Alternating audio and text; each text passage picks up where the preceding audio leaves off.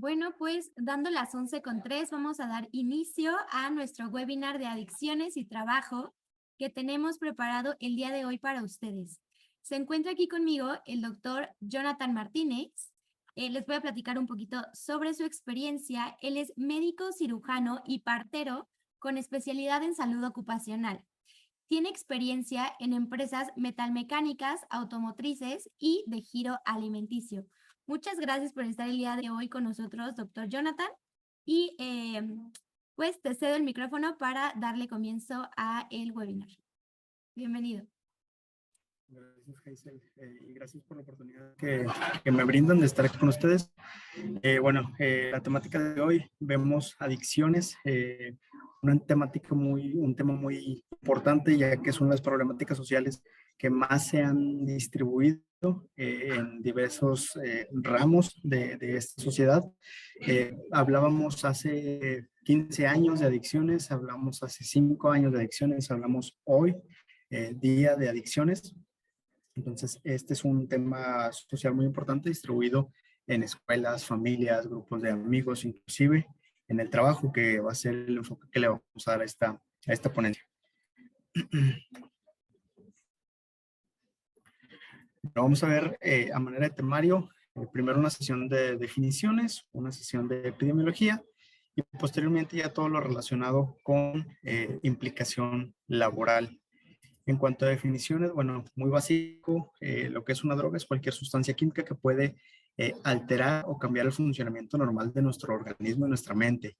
Pueden ser medicamentos de venta libre, pueden ser drogas ilegales, marihuana, cocaína, heroína, y pueden ser aquellas drogas hasta cierto punto legales, por ejemplo, tabaco o alcohol. A lo mejor estas últimas no son consideradas como tal drogas, pero son sustancias que a fin de cuentas generan una adicción.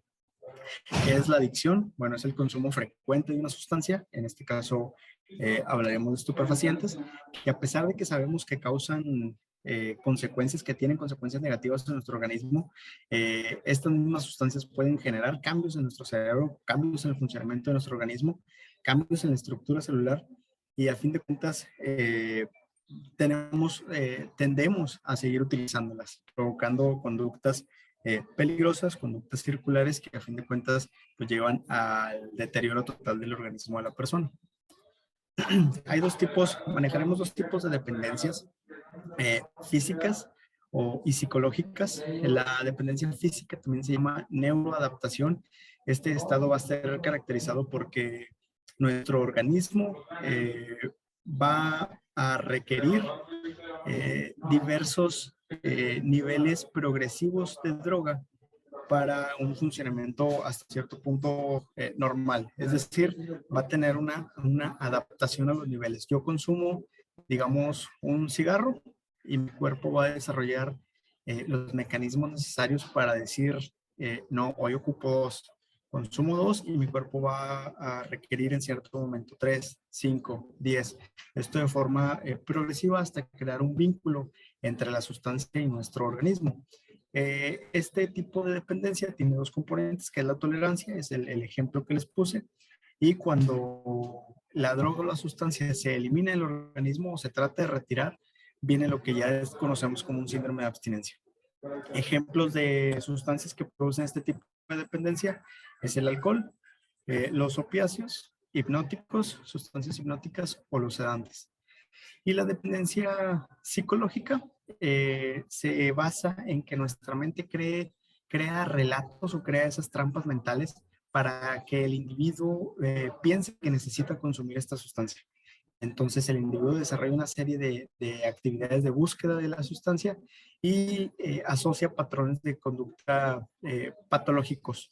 Por ejemplo, las personas que tienden a tomar antidepresivos o pastillas para dormir, estas personas se convencen que es imposible conciliar el sueño, por ejemplo, o ser hasta cierto punto felices sin tener que tomar las pastillas. Entonces su mente crea estas trampas o estos huecos que lo hacen buscar el consumo de la sustancia para poder conseguir el objetivo. ¿Quién está en riesgo de adicción a las drogas?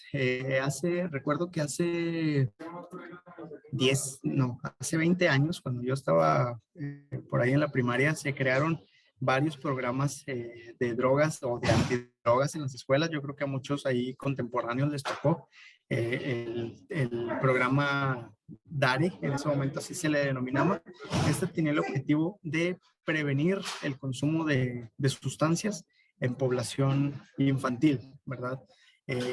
Quizá en ese momento a lo mejor por muchas personas no era bien visto, iban a decir, ¿cómo vas a decirle a un niño que no consuma drogas? A lo mejor lo estás incitando a que las conozca.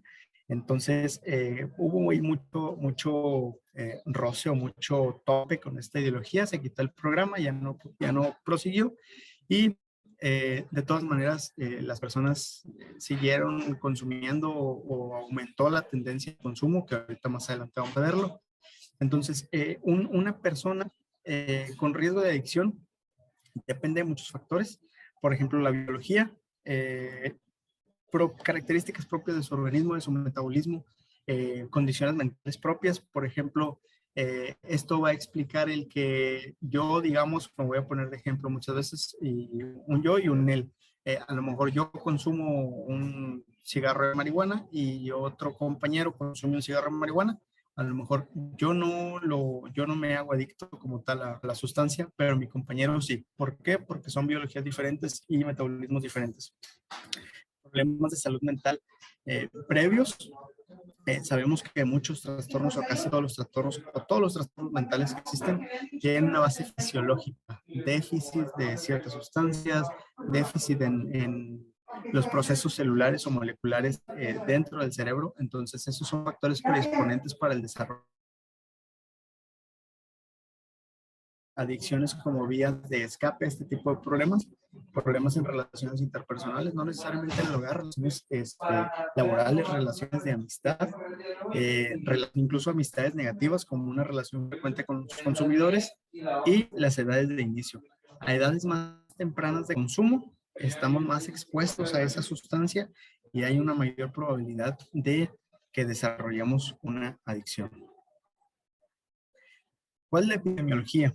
Bueno, me basé mucho en la última encuesta nacional de adicciones y consumo de drogas.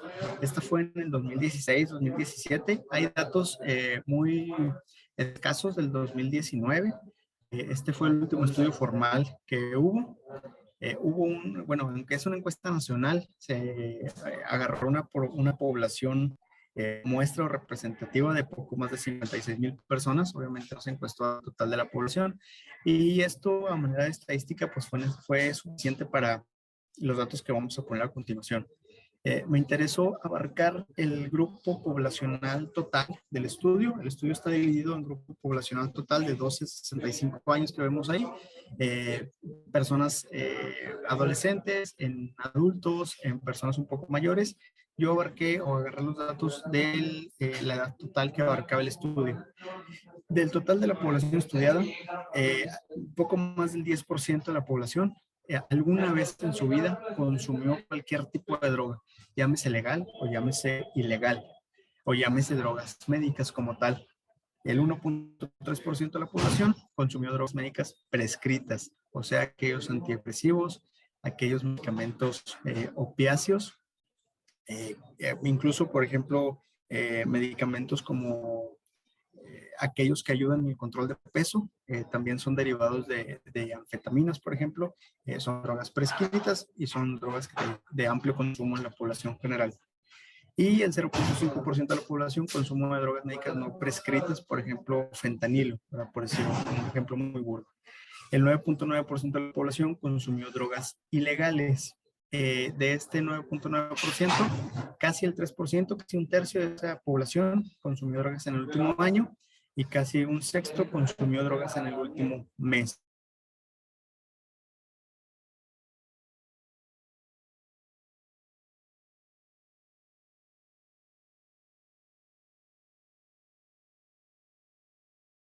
Esto es alrededor del 2000, entre el 2009 y 2011. La prevalencia por tipos de drogas aquí en México, vemos que el consumo de marihuana es lo más frecuente. Número 2, un consumo de cocaína. Número 3, el consumo de anfetaminas. Y 4, opioides como la heroína. Entonces, la marihuana es la droga más consumida en nuestro país.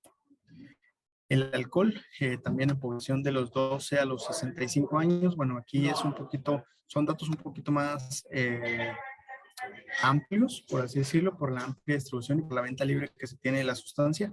El alcohol, 71% de la población de 12 a 65 años consumió alguna vez alcohol en su vida. El 49 o 50% de la población prácticamente lo consumió en el último año, 35% en el último mes. Y 2.9% de la población se volvió consumidor diario. Y el tabaco, cifras menores que el alcohol, 17.6% de la población ha consumido tabaco en el último mes. El promedio de tabaco en fumadores activos o fumadores diarios es de 7 tabacos o 7 cigarrillos diarios en promedio. Y el 14% de la población son fumadores de segunda mano. Son personas que no fuman, pero que conviven con un fumador dentro del hogar. Todos estos datos que presentamos aquí sufrieron modificación del año 2009-2011 al año actual.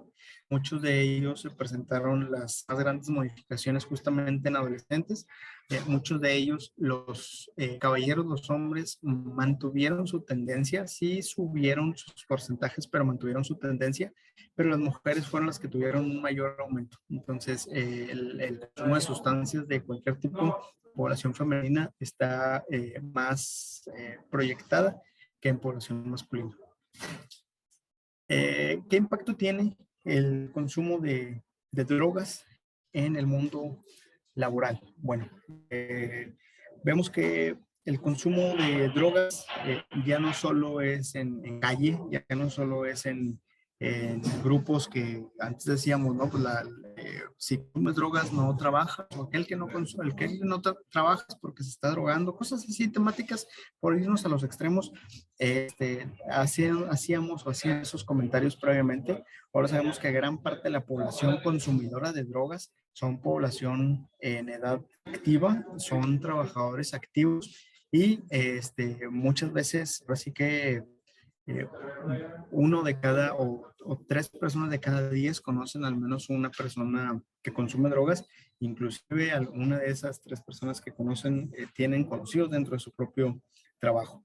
Entonces el uso de drogas ya no tiene como tal un lugar restringido, un horario restringido, se realiza incluso dentro de las mismas empresas, dentro del mismo horario laboral, y muchas veces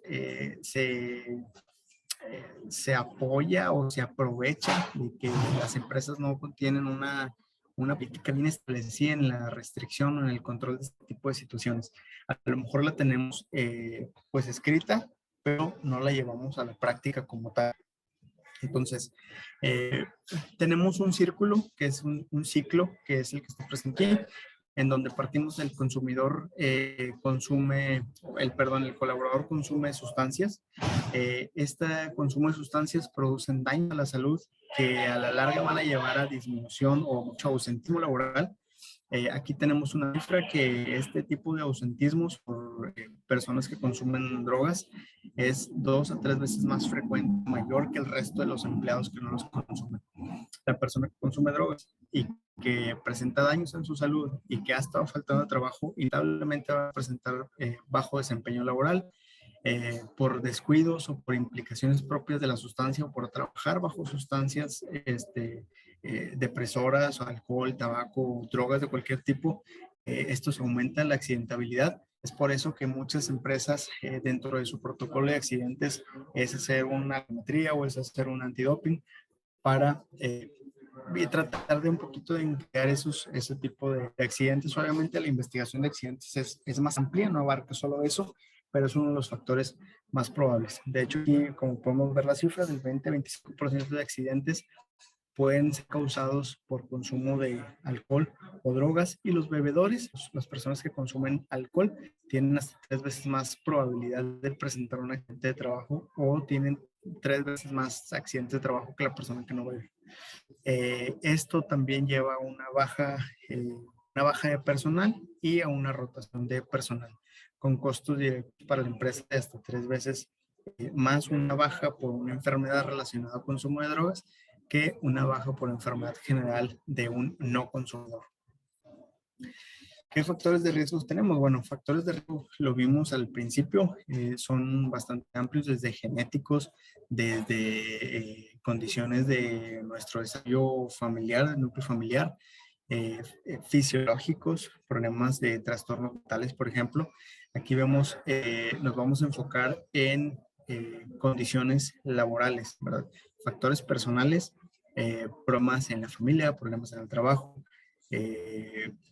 problemas de relación interpersonal. Las condiciones de vida son propias condiciones, por ejemplo, de pobreza, condiciones de educación, condiciones de acceso a recursos, acceso a sistemas de salud, y pues, las condiciones laborales son bastante amplias, desde relaciones interpersonales con compañeros de trabajo, liderazgos negativos, un ambiente de trabajo poco favorable, las políticas muy laxas de las empresas sobre el consumo de sustancias por sus propios trabajadores, o el poco apoyo que les dan las empresas hacia estos mismos trabajadores, y el relegarlos o el tratar de excluirlos. La ley es bien clara, la ley de trabajo es bien clara sobre estos temas.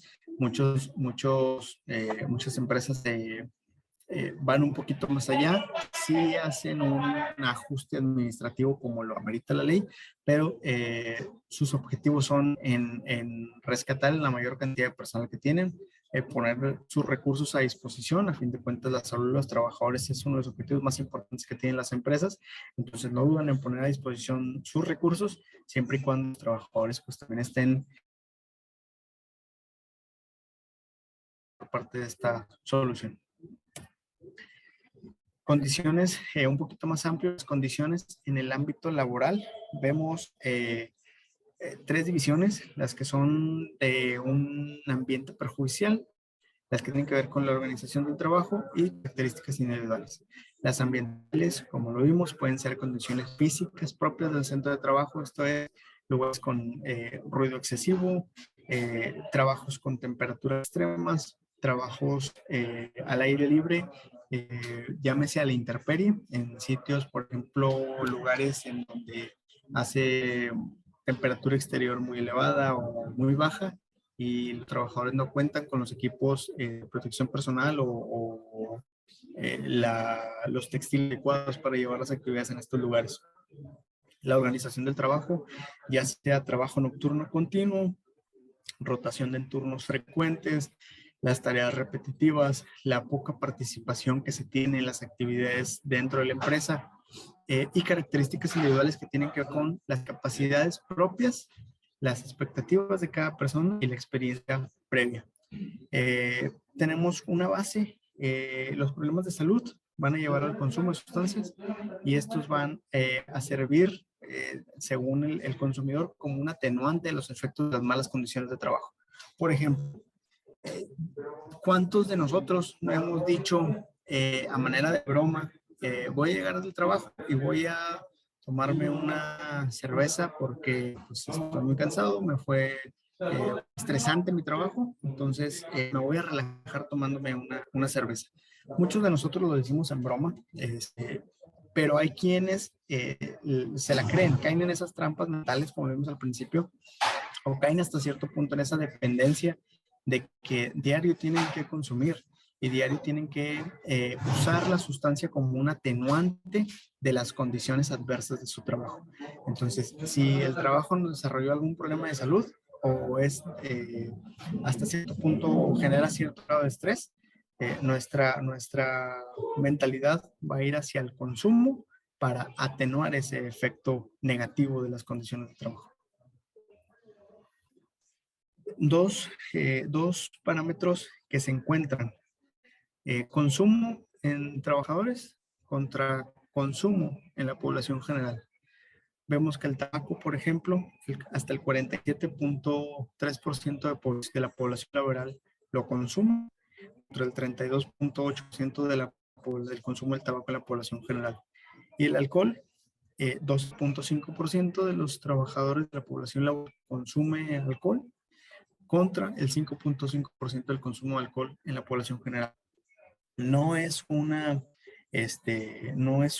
no puedo decir que es una interrelación directa, no me gustaría decir que es una interrelación directa de que pues voy a trabajar y sé que mi trabajo es malo o es estresante y tengo que tomar, ya es una decisión propia de cada persona y ahí influyen mucho los factores propios que hablamos en un principio, cómo nos adaptamos a las condiciones laborales o a las condiciones adversas como tal y somos nosotros, a fin de cuentas, quien decidimos seguir o no seguir una conducta. Podemos desarrollarnos en un ambiente adverso de trabajo o personal o familiar o social, pero está dentro de nosotros el cómo afrontamos esa situación. Y si voy a afrontarlo consumiendo, como les digo, ahí quien dice, es una cerveza por relajarme del estrés del trabajo, siempre y cuando seamos conscientes de que si no tenemos las condiciones fisiológicas adecuadas, que eso ya es de cada persona, podemos llegar a desarrollar un proceso de adicción o dependencia.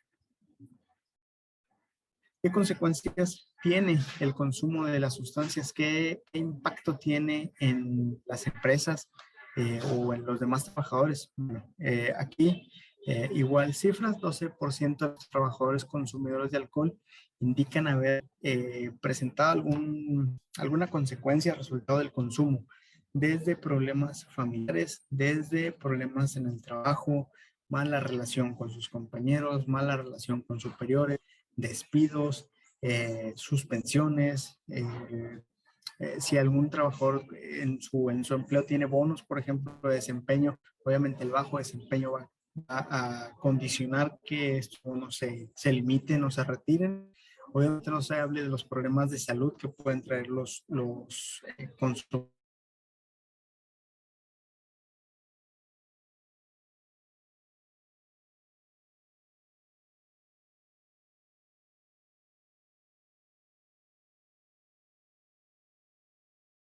No lo asimila como tal.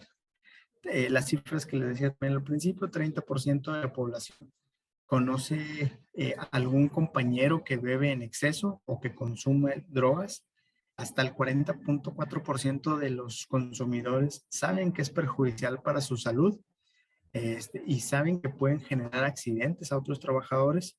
29 o el 30% casi de la población está consciente que el consumo de sustancias merma su productividad y genera obviamente un bajo desempeño. Y hasta casi el 30% de la población también opina que favorece a un mal ambiente de trabajo. Muchos de ellos son no consumidores, muchos de ellos son consumidores que saben lo que está sucediendo, saben lo que están haciendo, saben lo que puede pasar, pero aún así la dependencia, ya sea física o fisiológica o psicológica, perdón, es lo suficientemente grande como para pues hacer ojos ciegos a la realidad y seguir en su proceso de consumo. ¿Cómo detectar a un consumidor? Bueno, las detecciones son muy importantes en el ámbito laboral o en el ámbito clínico incluso. eh, Nos basamos de señales, buscamos siempre señales que nos indiquen que una persona consume o consumió en forma aguda o recientemente. Estas señales les podemos denominar indicadores. Hay indicadores directos, indicadores indirectos. Los indicadores indirectos son aquellas alteraciones o procesos negativos, no sé cómo poderlo definir, procesos negativos, alteraciones en el funcionamiento de la relación y la integración laboral. Esto es, si tenemos un trabajador que falta constantemente, que se accidenta constantemente, que los accidentes no vaya el proceso o las actividades que realiza no ameriten probabilidad de accidentarse. Por ejemplo, mi trabajo es no sé, levantar un control de televisión de un lado a otro lado, de una caja a otra caja, y de repente el colaborador se me accidentó porque presentó una caída y se esguinzó. Entonces, obviamente, las tareas que está realizando no tienen una relación con el accidente que me está presentando. Entonces, desde el aumento en la frecuencia de accidentes relacionados con las tareas, como aquellos accidentes que no tienen nada que ver con las tareas que desarrollan. Una menor calidad en la ejecución de sus actividades o en sus actividades generales, el deterioro de rendimiento, aquella persona que tiene retrasos en su trabajo constantemente, que si se toma descansos dentro del mismo turno, son más prolongados de lo habitual o más prolongados que los del resto de sus compañeros. Aquellos trabajadores que son problemáticos, que siempre están buscando con quién pelear, que no se les puede comer X cosa porque ya están pensando que los estamos atacando. Aquellos trabajadores que salen prematuramente, no, obviamente no todos, estos son algunos indicadores, no todas las personas que salen temprano en su trabajo quiere decir que son consumidores o que tienen retrasos. Ahí vemos quienes a lo mejor no nos organizamos bien nuestro tiempo, perdón, y no necesariamente somos consumidores, pero son hasta cierto punto ciertas señales que podemos estar al pendiente de ellas. Y alteración del funcionamiento psicofisiológico. Esto es aquellos trabajadores que en un principio tenían una muy buena interacción y de la nada ya se fueron en deterioro tanto en sus habilidades de funcionamiento, de relación misma, de ejecución. Ya van hacia abajo, ya tienen una pendiente de caída. Bueno, entonces esto también nos puede llamar la atención de que puede tratarse de algún consumo de una sustancia. Y tenemos indicadores directos. Estos obviamente van a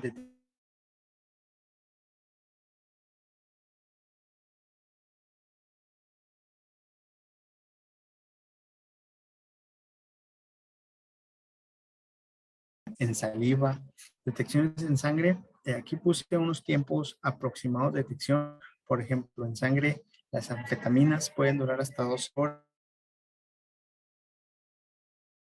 También es variable metabólica, dependiendo del metabolismo de la persona, y es variable dependiendo de la cantidad de sustancia que se consumió. La marihuana en sangre se puede detectar hasta 12 días después del consumo, la cocaína hasta 48 horas, opiáceos 12 horas.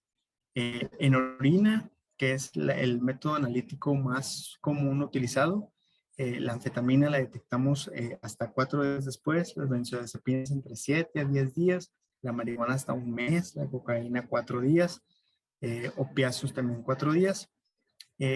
Aquí no pongo una comparativa de cabello y saliva porque la detección en cabello depende mucho de las cantidades de consumo, las frecuencias, depende mucho de también la frecuencia en que nos cortamos el cabello, ¿verdad? Pocas veces es útil este tipo de detección, y las detecciones en saliva de igual manera. Hay muchos factores que pueden alterar estos tiempos. Ojo, hay maneras en las que podemos alterar también estos tiempos de detección. Ya depende de la persona el investigar. Digo, yo sé que una persona a lo mejor consumidora que todavía no va en esa caída de deterioro psicológico o cognitivo, puede llegar hasta a buscar maneras de que no se le detecte que está consumiendo. Entonces, el mismo cuerpo caemos otra vez en la parte de dependencia, en donde la mente le está jugando esas trampas o está haciéndolo buscar esas maneras para poder consumir sin ser detectado. Pérdidas en la empresa, digo, más ya lo estuvimos viendo en el transcurso de la plática, de la ponencia. Las pérdidas en las empresas son muy variables, dependen mucho de los giros, de las políticas que se manejen, de tipo de población, etcétera. En promedio, en la encuesta del 2016 nos estimaba que una empresa o las empresas al año pueden tener una pérdida de hasta 250,000 millones de pesos por costos indirectos y directos del consumo de drogas en su población laboral. Vaya, trabajadores con adicciones siempre van a desarrollar comportamientos conflictivos y van a entorpecer el progreso de la organización, siempre y cuando la organización sea, bueno, mejor dicho, organizaciones netamente restrictivas versus colaboradores consumidores, están destinadas a ese frenado. Empresas que no son netamente restrictivas, pero que desarrollan esas estrategias de rehabilitación, por así decirlo, versus colaboradores que entienden el problema, aceptan que tienen un problema y quieren salir de él, están destinadas obviamente a un progreso, ¿verdad? Depende, no todo depende de la empresa, no todo depende del trabajador, pero pues es variable esta situación. ¿Qué sectores son los que tienen mayor problema de consumo entre sus colaboradores? El sector restaurantero, el transportista, aquellos que son de la industria de la transformación, esto de la encuesta nacional de adicciones, y quiénes son la población laboral que tiene mayor índice de consumo de alcohol. Esto es personas, campesinos, obreros, agricultores, empleados de oficina, maestros. Esto mucho debido a lo que les comento, al hecho de que queremos descansar después de un día de trabajo, queremos tomar una cerveza, no sé, a lo mejor el plan es me tomo una y al final terminamos tomándonos 6, 7, 12. Entonces, hay muchos factores que están interrelacionados. Esto para nada es un libro escrito en piedra, todos obviamente los datos son variables, pero hasta esta encuesta nacional de 2016, estos eran los sectores que más problema tenían y los grupos de población laboral que más consumo de alcohol presentaban. Trastornos del sueño, prevalencia de trastornos del sueño y la depresión llegan a reducir entre 5 y 9% la productividad. Es por ello, bueno, muchos consumidores de drogas prescritas y no prescritas buscan consumir para atenuar este tipo de trastornos, el sueño y depresión. Obviamente conforme se crea una tolerancia, se crea una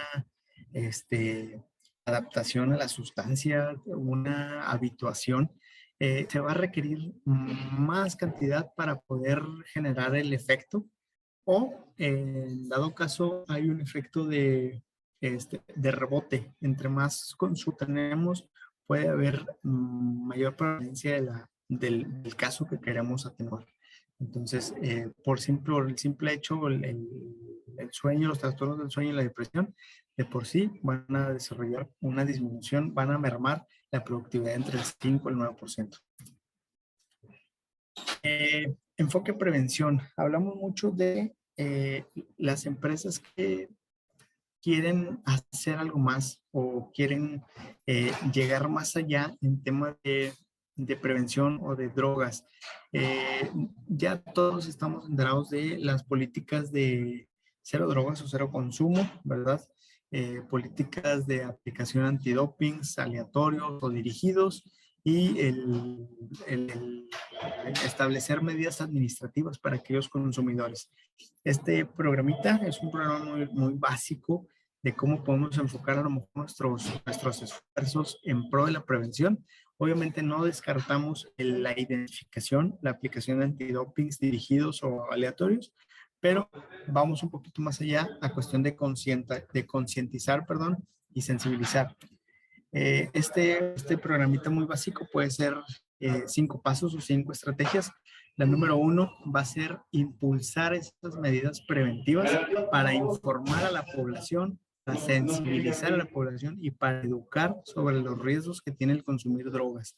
Las líneas de acción, campañas de información, campañas de concientización de daños, que la gente a lo mejor sí sabe que las drogas producen un daño, pero que sepan qué daños produce.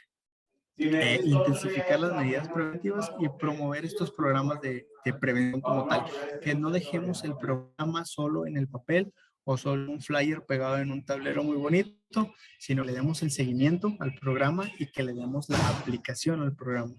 Una estrategia número 2, fortalecer la detección temprana. Aquí sí implica el esquema de antidopings, el esquema de detección aleatorio, el esquema de detección dirigido, siempre y cuando si los encontramos, bueno, será a lo mejor hasta cierto punto necesario, dependiendo de la política de la empresa, establecer medidas administrativas, pero tratemos de también orientar y de referir a esas personas que se detectan.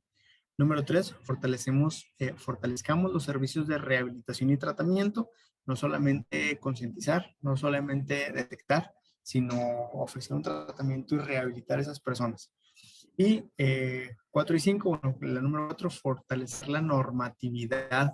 A lo mejor que nuestras políticas se renueven, que nuestras políticas de drogas se renueven. No quiero decir que dejemos al personal consumir, sino que veamos un enfoque más integral de lo que es el problema, que no sea solamente te detecto y te saco de mi equipo, sino que veamos todo lo que hay alrededor, a lo mejor condiciones que llevan a la persona a ser consumidor, condiciones laborales, personales, que brindemos apoyo a las personas que consumen, pero obviamente fortaleciendo nuestro marco de política de consumo, ¿verdad? O actualizando nuestro marco.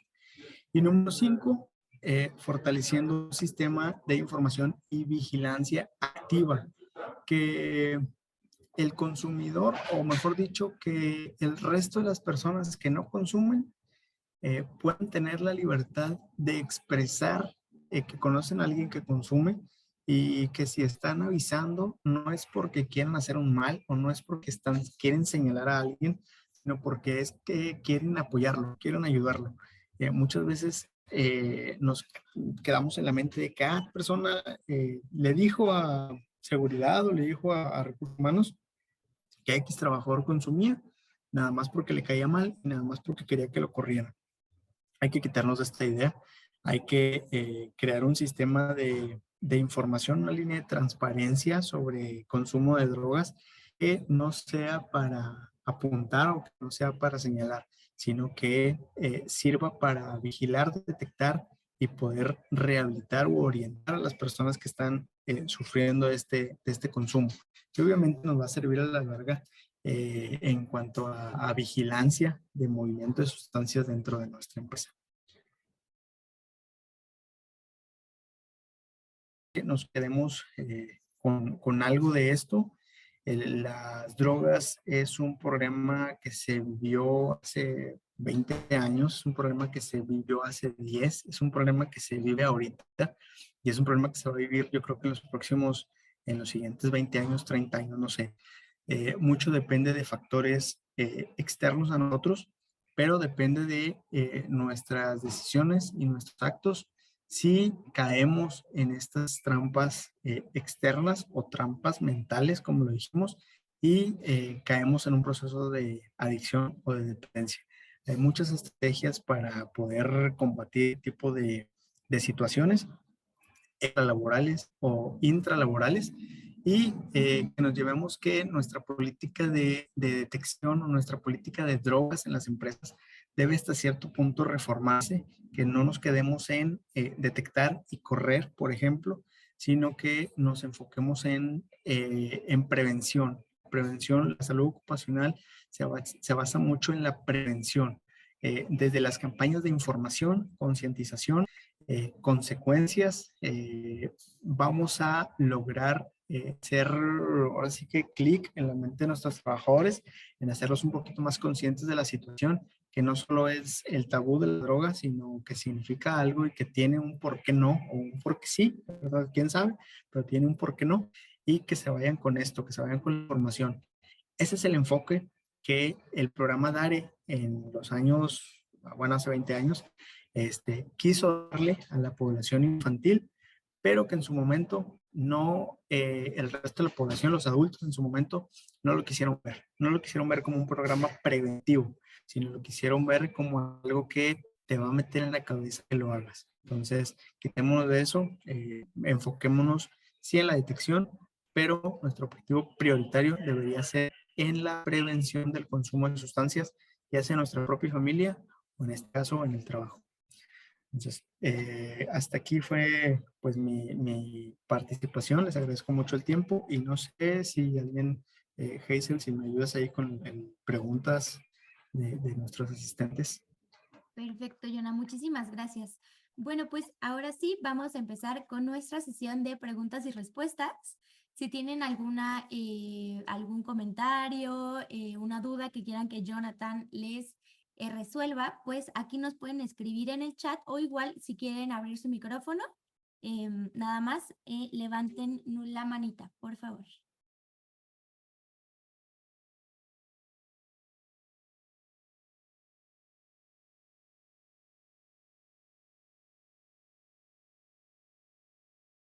Aquí tenemos una, Jonah, que dice, ¿qué hacer cuando yo ya estoy seguro que un colaborador consume sustancias que no se debería en la organización?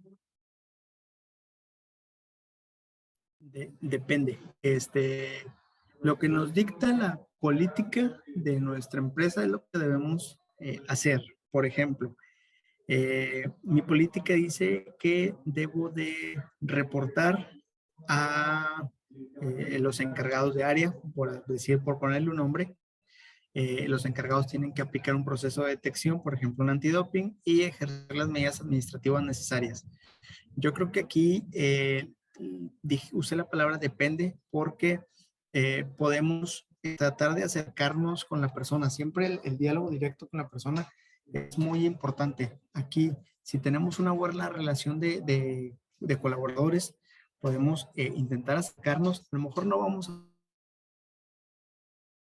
hacer que cambie vamos a hacer que con lo que le digamos, diga, sí, es cierto, a partir de hoy ya no voy a consumir. Pero sí que planteamos esas semillitas de concientización de que el consumo nos va a tener ciertas consecuencias, no decir te va a hacer mal, no, o sea, llevar la información de que mira, te puede pasar esto, te puede ver afectado en tu trabajo, te puede ver afectado en tu familia, te puedes ver afectado en X tu propia salud. Entonces, yo creo que sería, o lo que yo haría sería un enfoque dirigido a la concientización y en la prevención o en la eliminación, por así decirlo, paulatina de este consumo.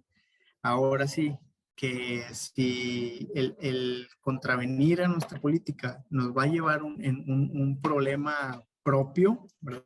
Pues entonces, con la pena tenemos que respetar nuestro trabajo. Una persona que consume puede ser muy peligrosa para el resto de las personas que lo rodean. O sea, imagínense, llega bajo la influencia de una sustancia al trabajo, muchas veces, pues obviamente, altera nuestros sentidos y por cualquier mínima cosita puede causar un problema, puede agredir a alguien, puede X cosa. Entonces, puede ponerse en riesgo a la misma persona. Entonces, aquí es sí enfocarnos en acercarnos, en orientar, pero pues tenemos que hacer caso a nuestra política que nos dice nuestra empresa y también pensar en que una persona de este tipo puede afectar al grupo que está de ellos. Así que pues es un bien mayor.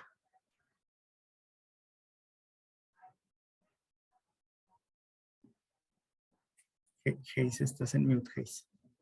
Ay, gracias. Aquí Sandra Núñez nos escribe, ¿qué hacer cuando se hacen pruebas aleatorias, salen positivos en alguna sustancia, pero la consumieron días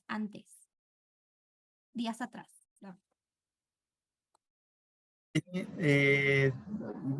Depende igual, depende de nuestro protocolo interno. Se puede repetir una muestra, puede haber un falso positivo, ¿por qué no? Puede puede ser que la persona esté bajo una prescripción médica. Por ejemplo, yo estoy bajo tratamiento para trabajar de peso y me hago un antidoping y salgo positivo a anfetaminas. Bueno, a lo mejor tengo un porqué, pero siempre y cuando esté validado. Opción número 3, tenemos una prueba en orina positiva.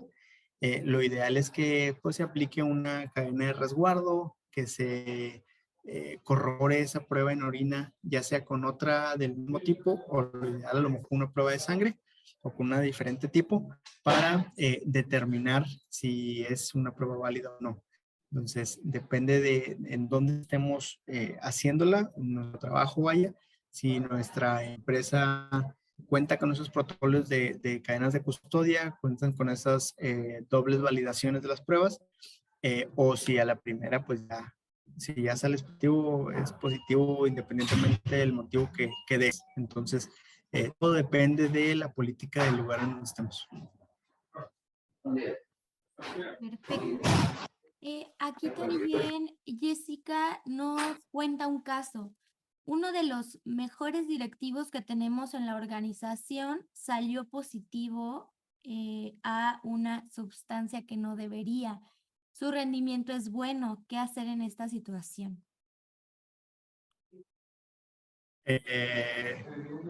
Híjole, es muy controversial este tipo de situaciones.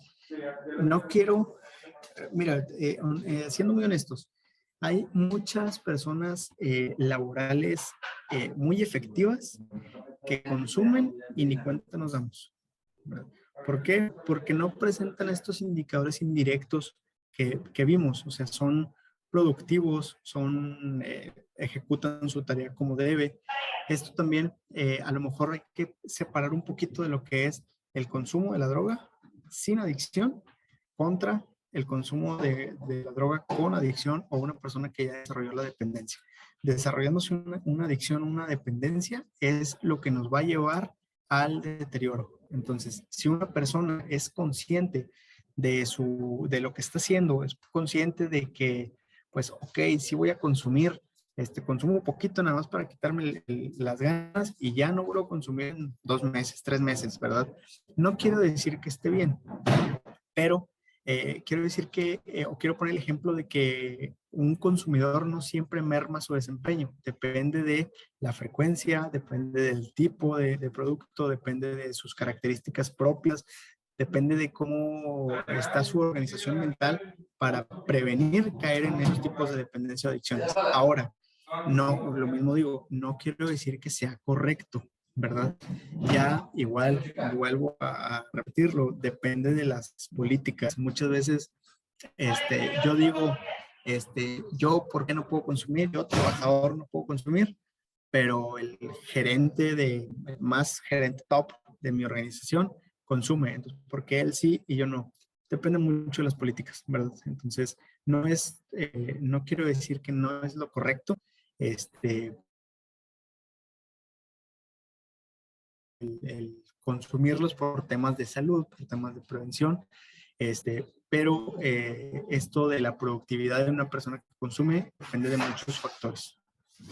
Muchas gracias, Víctor. Laura nos está escribiendo. ¿Cómo puedo llevar una campaña de concientización a mi organización para justamente reducir estos casos? Todo parte de un programa. Si tenemos un programa de salud bien establecido, me voy a poner de ejemplo.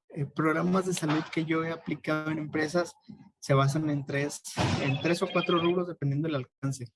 1, la medicina preventiva. 1, la salud ocupacional. Y 3, la seguridad. Y 4, campañas, pero viene en conjunto con las otras 3. Entonces, ¿qué quiero yo hacer en mi medicina preventiva? ¿O qué quiero yo hacer con mi salud ocupacional? Yo necesito tener un histórico. Yo necesito saber cuánto personal hipertenso tengo, cuánto diabético, cuánto con obesidad, cuántas mujeres, cuántos hombres. Yo necesito tener una estadística que manejar para saber cuáles son las necesidades de mi grupo de población. ¿Qué tal si en mi grupo de población o en mis colaboradores ninguno consume y nunca han consumido? Se va a generar un impacto en la campaña de información porque va a reforzar a lo mejor lo que ellos traen, pero quizá no sea el impacto que generaría una población a lo mejor que sí hay consumidores, en donde sí tratarías de hacer el clic para poder orientarlos y poder sacarlos de esa parte. Híjole, el formar una estadística con antidopings aleatorios también puede ser muy perjudicial para las empresas porque tienen que aplicar sus políticas tal cual, ¿verdad? Si tú haces 50 antidopings y salen los 50 positivos, pues tal cual la política dice que tienen que ser bajas, por ejemplo. Entonces va a afectar mucho el tema de producción. ¿Cómo poder hacerle para ejecutar una campaña de prevención? Es primero armar un programa. ¿Cuál va a ser tu objetivo principal con tu campaña? cuáles van a ser tus objetivos específicos, a qué población quieres llegar, qué tipo de información quieres manejar. Si, por ejemplo, vemos que la heroína es una de las drogas más comunes, es la cuarta más frecuente, pero el alcohol y el tabaco son más frecuentes que la heroína, pues tratar de enfocar tu campaña hacia donde vas a recabar la mayor cantidad, entrar la mayor cantidad de población. No me gustaría decir, voy a hacer una campaña de prevención de marihuana. Pues sí, me interesaría más hacer una campaña de prevención del alcoholismo, por ejemplo, que hay más cantidad de población que abarcar más.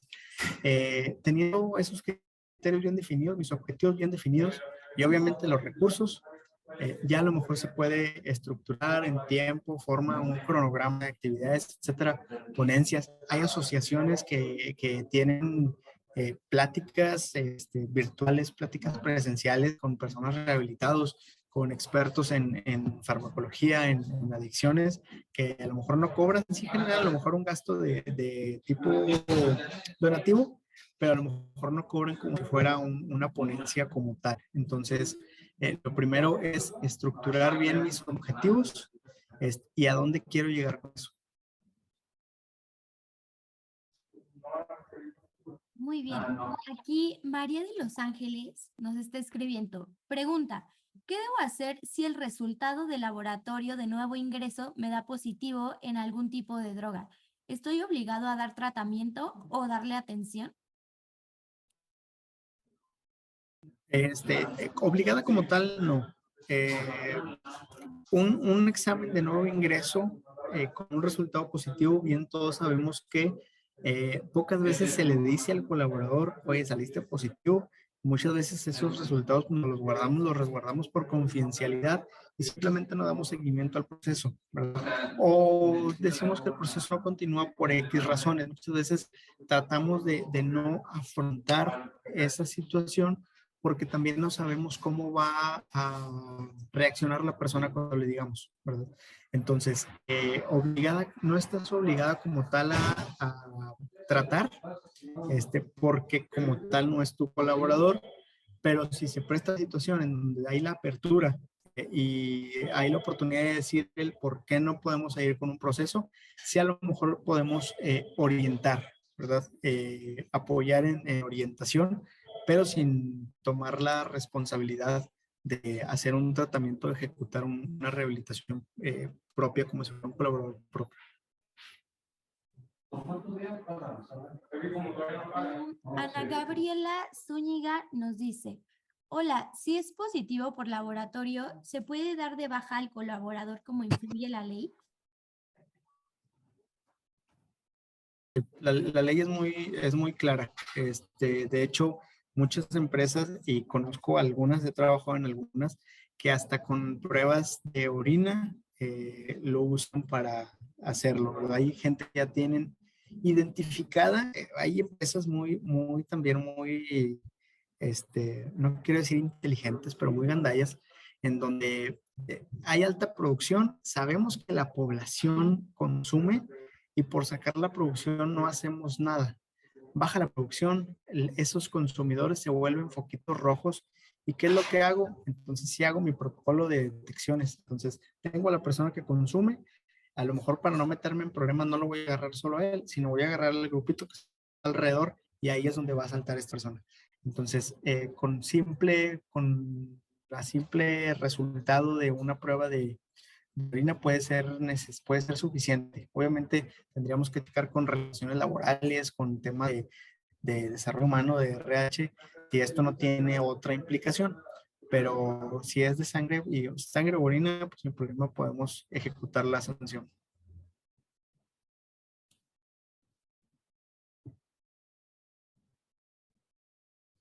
Importante también, perdón, en los protocolos de dopajes y alcoholimetría hacen, por ejemplo, accidentes. La ley bien clara también, colaborador accidentado que está bajo el influjo de una sustancia, la empresa no tiene ninguna responsabilidad en ese tipo de accidentes, inclusive hay empresas que sí se hacen responsables por solidaridad o por responsabilidad social, pero la ley dice que la empresa puede deslindarse por completo, así el colaborador haya perdido una extremidad, si se demuestra que consumió, sustancias y pasó su accidente, la empresa puede deslindarse sin ningún tipo de problema. Perfecto, muchas gracias, doctor. Pues por aquí ya no tenemos ninguna otra pregunta. Igual, si alguien se anima en estos últimos minutitos que tenemos, los leemos con mucho gusto.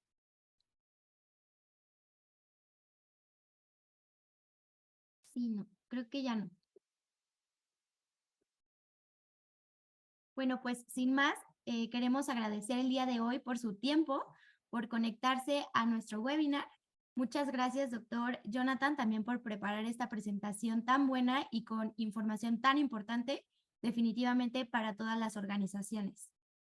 Ah, aquí Alan Rubio ya levantó la mano. Dice que tiene una pregunta.